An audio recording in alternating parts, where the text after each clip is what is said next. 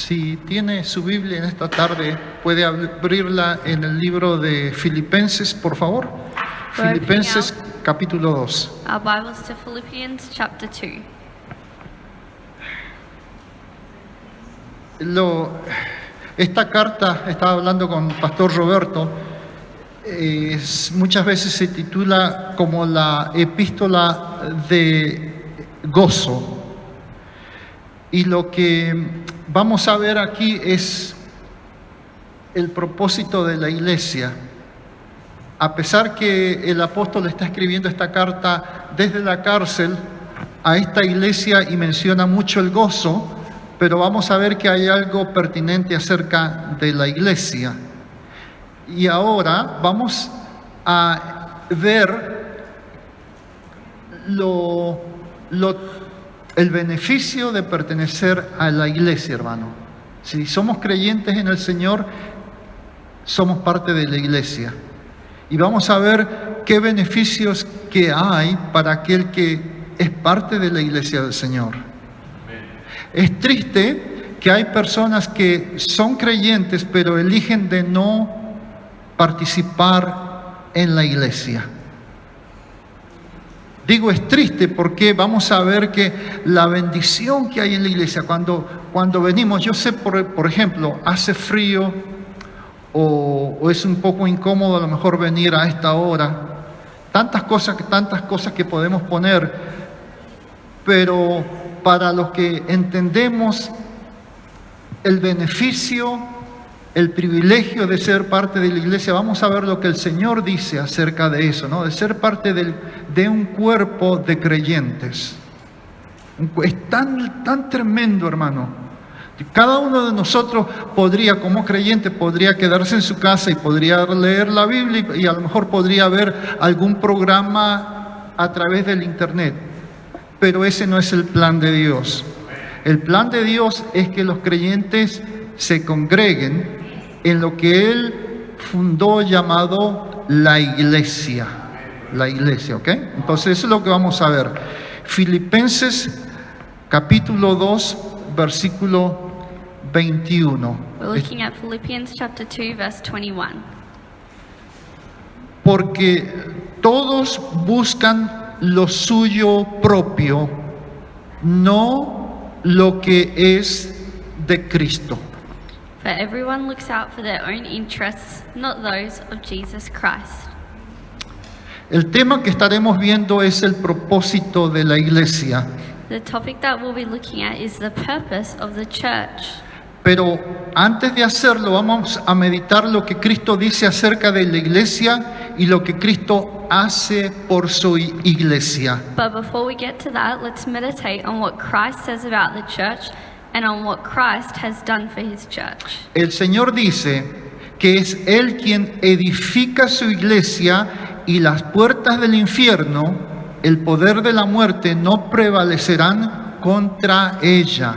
The Lord says that he is the one who builds his church, and the doors of hell, the powers of death, will not prevail against it.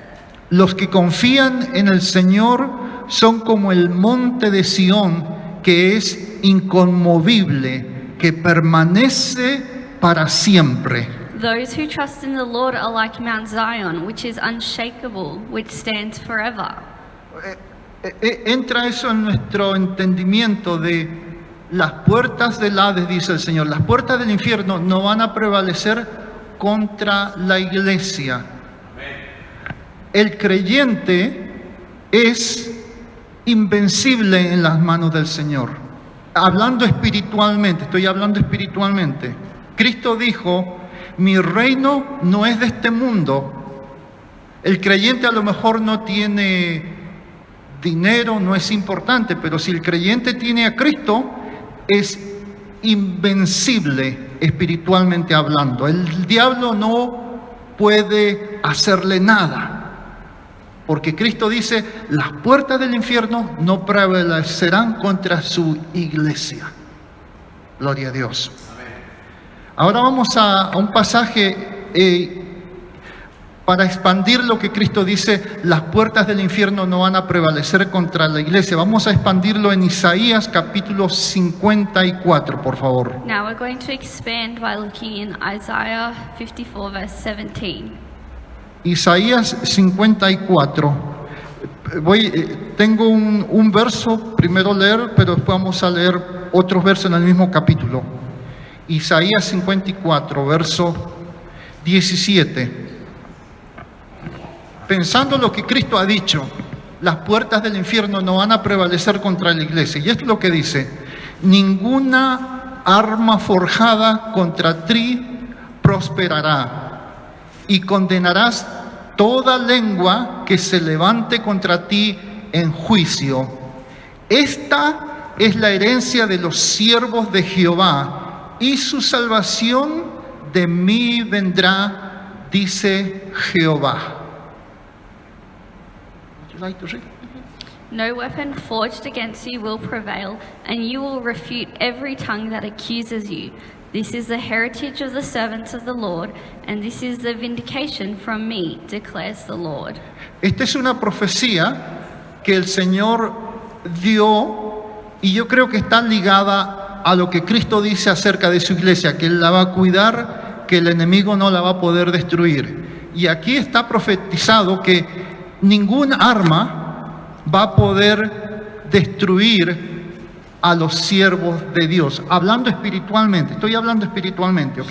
Here there is a prophecy saying no weapon forged against you will prevail, and I'm speaking about spiritually. Cuando el creyente confía en Cristo, When the believer trusts in the Lord, se aferra en el Señor, tú estás seguro en las manos de tu you Salvador. are secure in the hands of the Lord. Me gustaría leer unos versículos más en el mismo capítulo.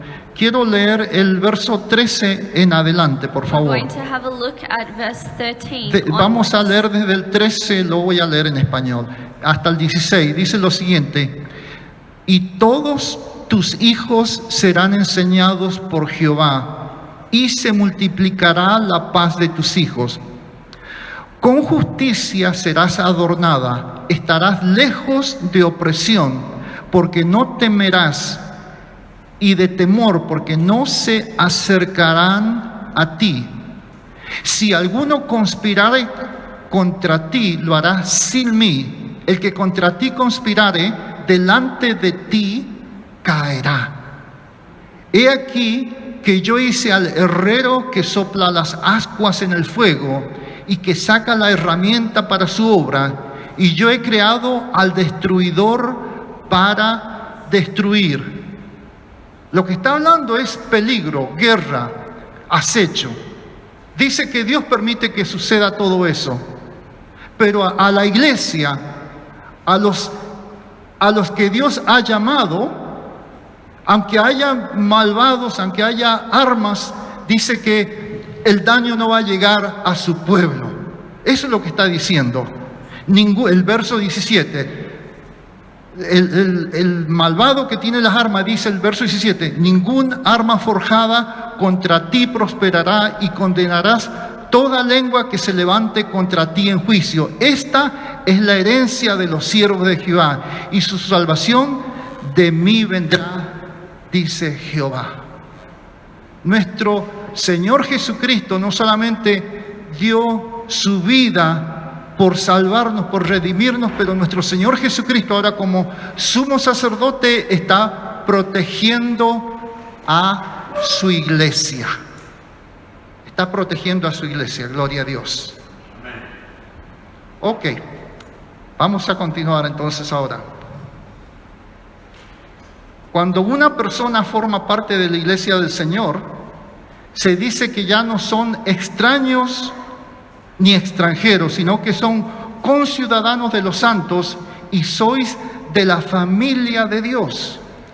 When a person is part of the Lord's church, it is said that you are no longer foreigners and strangers, but fellow citizens with God's people and also members of his household. También en Efesios se nos dice que los maridos deben de amar a sus mujeres, así como Cristo amó la iglesia y se dio a sí mismo por ella. Also in Ephesians, we are told that husbands should love their wives just as Christ loved the church and gave himself for us, para santificarla, habiéndola purificado por el lavamiento del agua con la palabra. to sanctify, having purified it by washing the water with the word. El Señor ama a la iglesia de tal manera que la sustenta y la cuida porque somos miembros de su cuerpo. The Lord loves the church in such a way that he sustains and cares for it because we are members of his body.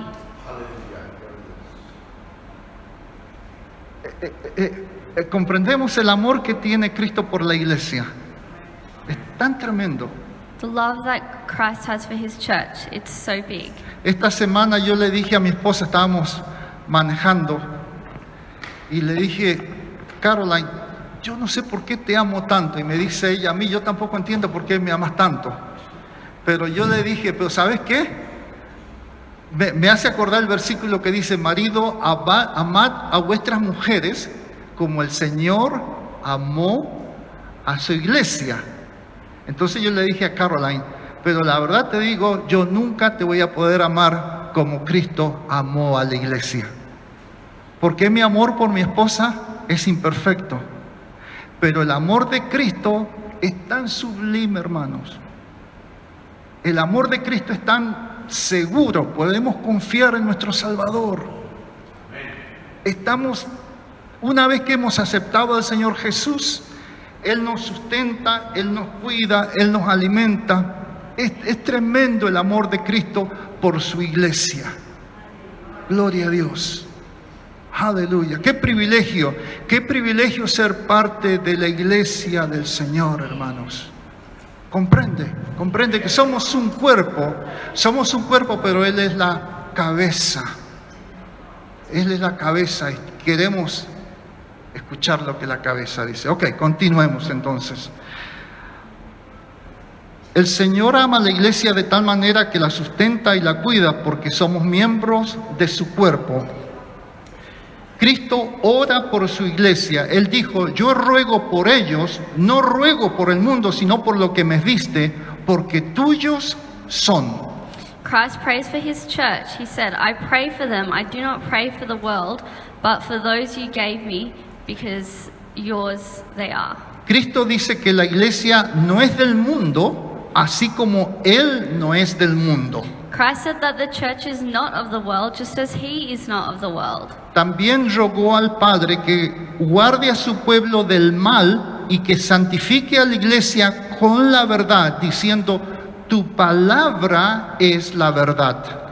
I also beg the Father to keep his people from evil and to sanctify the church with the truth, saying your word is the truth. ¿No sabéis que sois templos de Dios y que el Espíritu de Dios mora en vosotros? Do you not know that you are the temple of God and that the Spirit of God dwells in you?